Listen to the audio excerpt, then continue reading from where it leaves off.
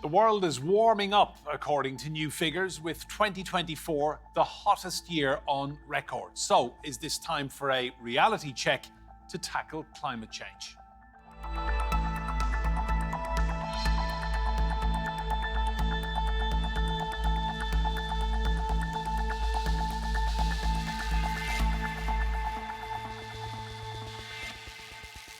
Hello and welcome to Roundtable. I'm Enda Brady. Now, the year 2024 set alarming records in global temperatures, raising questions about the factors around climate change. So, what is contributing to this global heating, and is there really a climate emergency?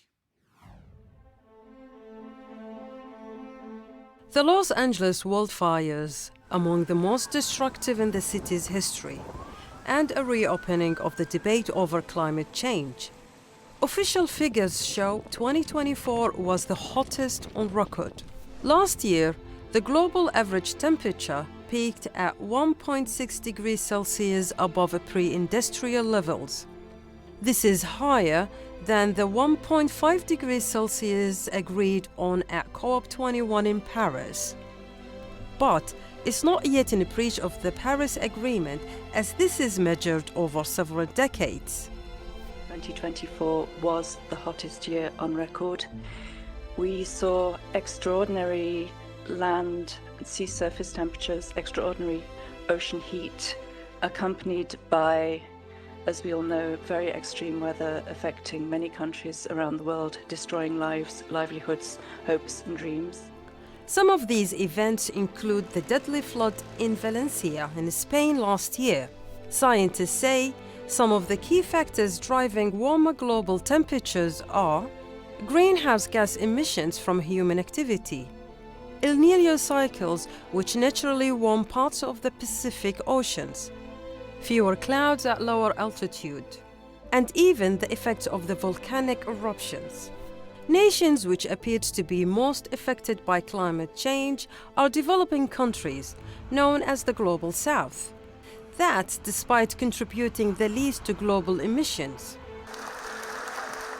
At COP29 last year, richer countries agreed $300 billion a year package to help developing countries tackle climate change.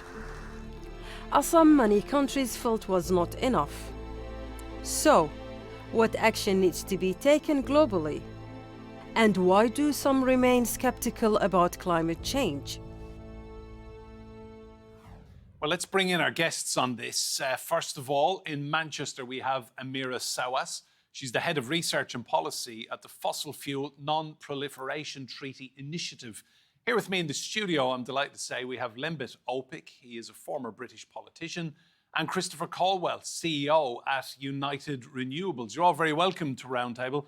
Lembit, I want to get your take on this first of all. You don't believe in climate change. I do believe in climate change. I don't believe human beings are creating it. It will make a small difference, but there is no possibility, in my view, that the tiny contribution that human beings make to what is a trace gas, which is carbon dioxide, could be wagging the dog of the atmosphere. Just think about the figures here. The atmosphere only contains 0.04% carbon dioxide. And every year, human beings generate about 1/20th of the CO2 which goes into the atmosphere. The rest is natural. So I don't believe that tiny, tiny proportion to that trace gas will be making a difference that we can easily measure. Certainly, I don't think that there's a climate emergency. That doesn't mean we should be imprudent with how we use fossil fuels, but it does mean that we shouldn't be frightening the life out of people and having incredibly expensive carbon dioxide reducing policies, which actually hobble economies, but don't really make any difference to the environment. Chris, come in here. I can see you're not impressed. No. It's well, scientific consensus does disagree with you massively. Science isn't consensus. Science is science. Tell me the facts that you disagree scientific with.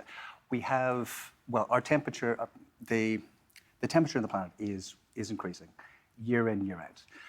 We have been able to plot from pre-industrial until now changes in the temperature based on and tracking them very, very closely towards our emissions and temperatures going up. Say for the El Nino, El Nina, which has been kind of a brake or a little accelerator on it as it continues on, up until this year.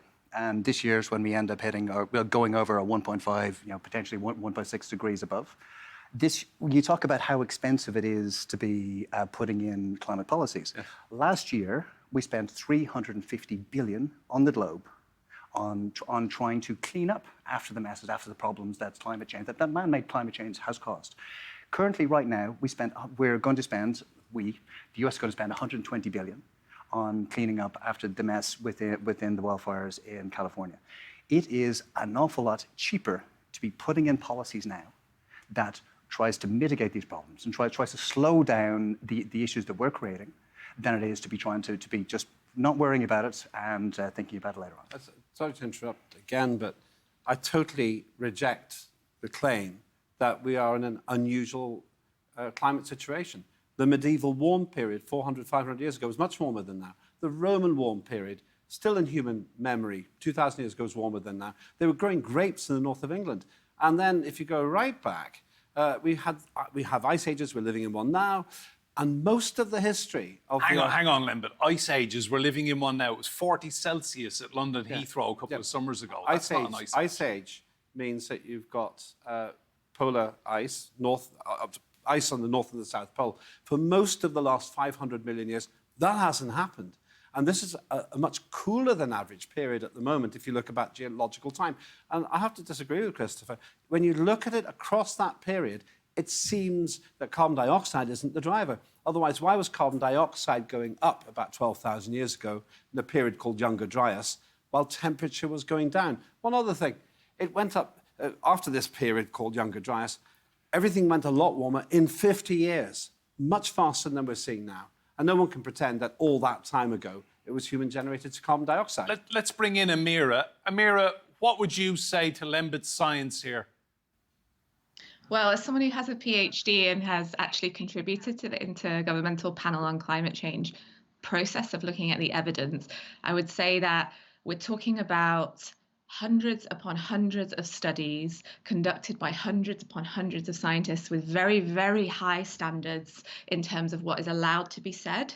Just making even the most basic attributional statements takes months sometimes. It's a huge exercise and it involves scientists from all over the world. So that's what I will say to that. I also feel that some of this conversation is a bit of a distraction because ultimately we're talking about the lived experience of people across the world, okay? We have seen the devastating wildfires in Los Angeles, which have caused over 250 billion in US dollars in economic losses and damage. They have affected people's lives. They've destroyed people's homes. These levels of disasters are happening all over the world. So we had over the summer in Grenada, Hurricane Beryl, which caused over 30 billion US dollars in damage overnight. In Pakistan, where I spent almost 10 years working on climate change research, 30 billion from floods, which were exceptional floods, which basically the lived experience of people is showing that the climate is changing, and it's changing in ways which is causing massive economic and infrastructural devastation. So ultimately, you know, who is debating whether it's a real phenomenon or not? We should really focus on people who are living and the experiences of their lives. What I've noticed as someone who's also done research with people who are frustrated about climate change activism, people who don't see themselves in the story of climate change, what you tend to find is that the large majority of people do believe that climate change is happening based on their lived experience. That includes across the UK, Conservative voters, for example. That includes some of those frustrated voters in different countries who identify themselves more on the right of the political spectrum. So the question is, what is the lived experience? And if you speak to firefighters, it's very interesting. If you speak to firefighters, as an example, in Australia and in the US, they will tell you that their conditions have changed. So I think we should pay attention to a combination of science and lived experience. The large majority of people who are denying that climate change exists tend to be from quite privileged backgrounds, ultimately aren't necessarily feeling the brunt of it. Thanks, Amiera. Lembit, just briefly on that point, you're a privileged man with privileged opinions. That's not science, white privilege. Let's deal with the science. My father was a nuclear physicist, incidentally. My grandfather was an astronomer. I've studied this. I had my first thing published on this in 1980 when I was 15 years old. It was about something called snowball Earth. And what I predicted, and that was proved right 26 years later. But I don't accept a lot of what's just been said. lived experience and so forth. Here's some facts. The medieval warm period that neither Christopher nor Amiera have addressed, the medieval warm period was warmer than it is now. The Roman warm period was warmer than it is now. For most of the last few 100 million years, the Earth has been much warmer than now. No one can pretend that the human race was responsible for the recent warm periods, or indeed the Little Ice Age, which ended around 1850. Now, let's be absolutely clear. Science, opinion isn't the point here. Why has it been recorded in that Antarctic that we had some of the coldest periods on record 2 years ago?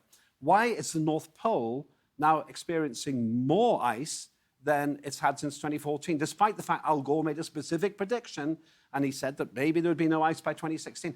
I'm dealing in facts here. And the problem is that neither of my colleagues here has explained why the 5% of CO2 generated by the human race, as opposed to the 95% which is emitted by nature, is wagging the dog of the atmosphere. Chris, can you explain it? Dear, oh dear, to stand here and say that, or sit here and say that science isn't the point is... No, I'm saying the science is the point, but you're talking consensus. No, let's talk about, tell me the facts. We're talking about scientific consensus. Okay, then we're talking about 96, 97% of all climate science. No, that's actually, that's a lie. That's an untrue figure, and it's demonstrably not true. But in that case, explain to me why the consensus believes... You picked at the point of, say, ice. Well, the ice, there may be more on the surface, but it's depth. It's how thick this ice is. So there was a cold snap, which then meant you had large layers of very thin ice. So over the scale of it, you have a look, and over the mass, it is deeper. Sorry, it is wider. But a little bit of sun, it comes back, it all melts again.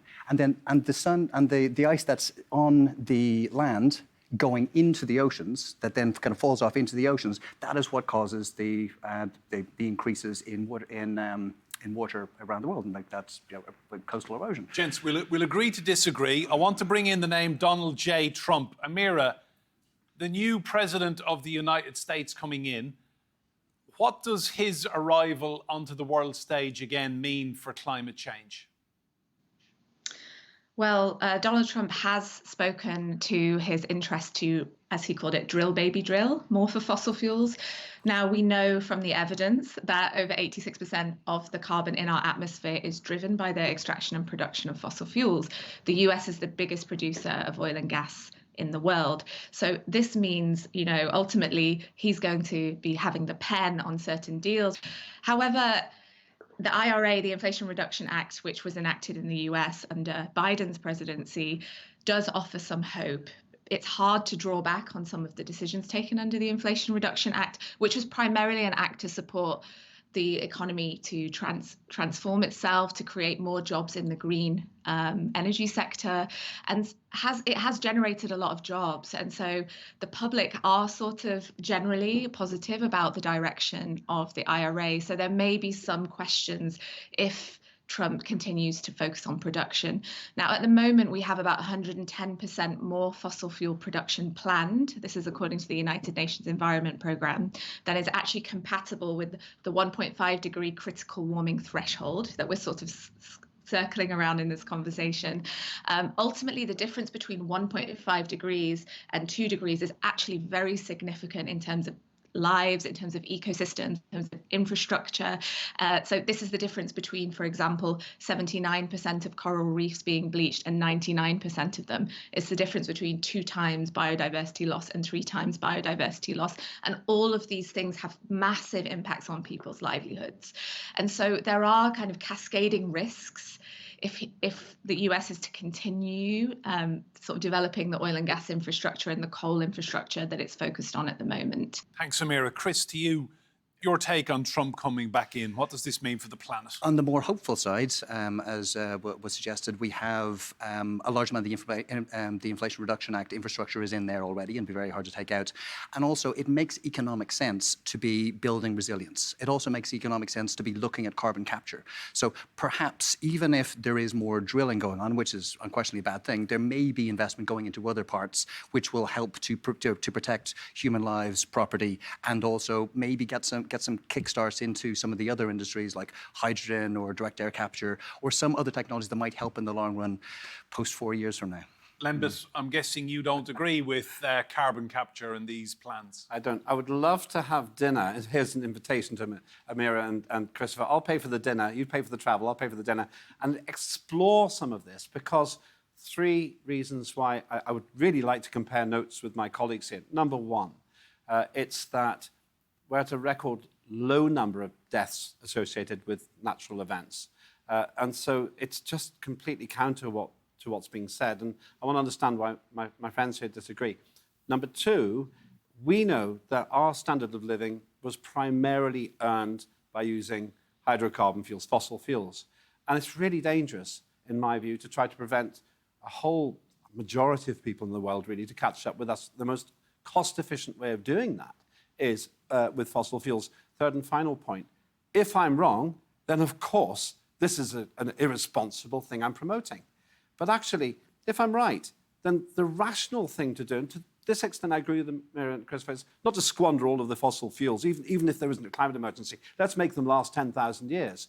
But to do it on the basis of protecting the long-term interest of the world, rather than just simply saying there's a climate emergency with this made-up 1.5 degree crisis figure.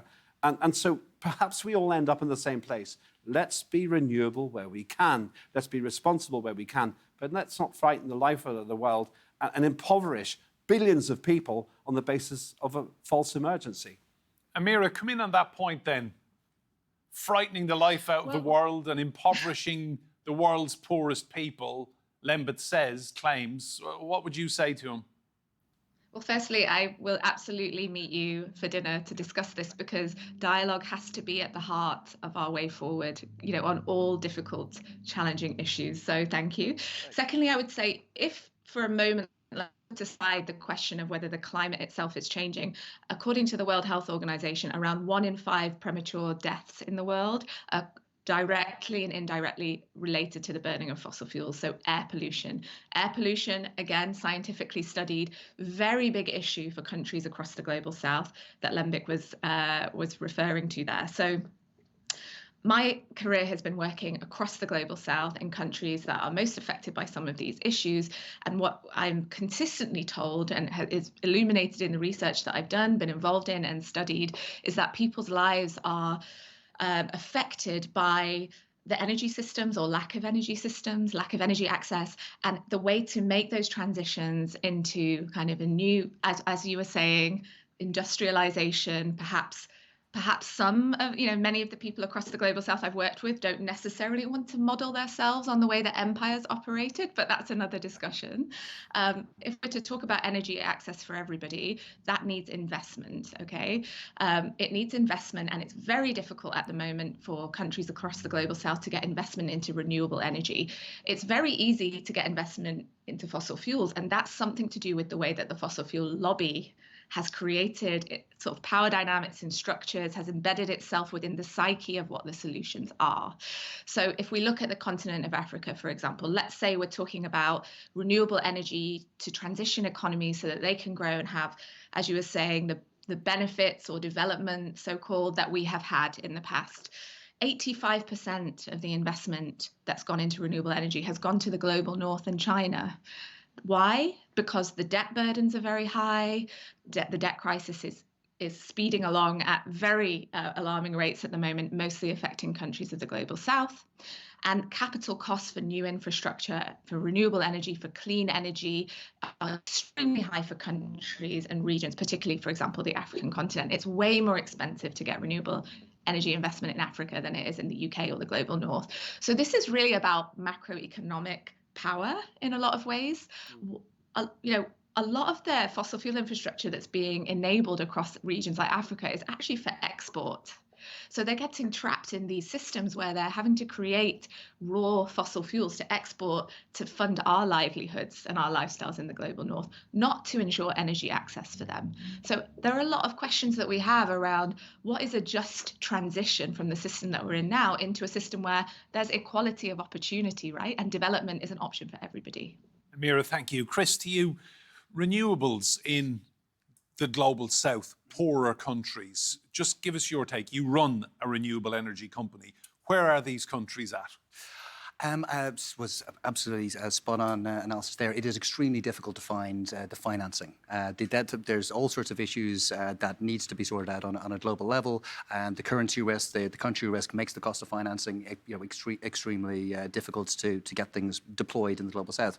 But if you do have the governmental support, and a great example of this is China, it can be deployed and it can be deployed at scale, at huge scale. China over the last 12 months has deployed more solar energy than the US has done in its entire history in one 12-month period. Wow. If you have the political will, and also, I know you laugh, and also China's emissions are now, if not peaked, are very, very close to peaking, and will then be coming down from there. It's a great example of, if you have the political will in behind things, you can transform your economy very, very quickly. And they're not doing it because they're a bunch of tree-hugging hippies. Yeah. They're doing it because it makes economic sense. Lembit, come in on that. I actually agree with Chris Van Amiera, as I said before. Let's be responsible. Where it makes sense, where the sun really shines, solar power makes sense. Where the wind is predictable, where the tides, which are always predictable, can be harnessed. That all makes a lot of sense, and nuclear power too. My issue, and where I agree with Donald Trump, is to not follow this, what seems to me like a cultist religion which says, we're all going to die, it's all our fault, but if we repent, then we will be saved. That's my concern. When I look at the facts, I recognize that in the long term, we almost end up in the same place. Let's not just think that the fossil fuels will last forever. But I believe we should be doing it by saying what's right for 10,000 years. And I also believe that organizations like the World Economic Forum, they don't really care that much about this. It's a form of control, like Amiera said. It's a form of subjugating the hundreds of millions of people, many of whom Amiera, to her great credit, has tried to help. Where I agree with Trump, where I disagree with my colleagues here, is whether there's an emergency or not. And I think that skews sensible debate. Without that, we can have a rational debate. And perhaps then we can find some really creative solutions. So you don't think there's an emergency right now? I'm sure there is. No climate emergency. I am sure we're seeing people burned out of their homes in California, in the richest state in the United States. Okay, when you watch, now I invite all viewers to have a watch. Row after row of houses is burned down. That's not in the forest. It's because they're close together and they're made of wood. Of course, these are dramatic pictures, but actually, if we can look at the science again, there is no evidence, Nature magazine's just covered this, that there are more severe and more frequent hurricanes, for example. Now, we haven't got time to go into this now, and there'll be a big disagreement. Fundamentally, let me put it on the table, there is no climate emergency. Chris but is we're shaking creating his an head. economic emergency by pretending there is. Chris, you're shaking your head. No, that's not true. Of course, there are more hurricanes. Oh, do you disagree? Yeah. But there are, like, statistics, like the facts say, like history says, there have been more hurricanes and they have been stronger. I'll show you after the show. The wildfires were caused were certainly heavily influenced by climate change.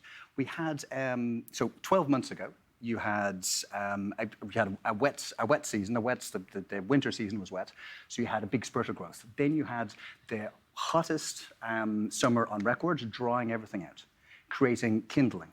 Then you had an interruption in the rain patterns, where you had, instead of having like 4 inches of rain since October, which you'd expect, you had 0.14 inches of rain, just creating a tinderbox. All you need is a spark, and then you've got the normal winds that come across and pushes that across. This is something, over the last 15 years, we've had the 15 worst wildfires in California's history. This is not a coincidence. The last 10 years have been the hottest 10 years since in human recorded history. That's not true. These are facts, Lembit. They're not facts. Right, okay, then you're choosing weather when it suits you, but you're dismissing weather when it doesn't. The fact is, and no one can deny it, North Pole has a wider spread of ice than it's had in 10 years. But let's get to the basics here. Science is about making predictions and seeing if they come true.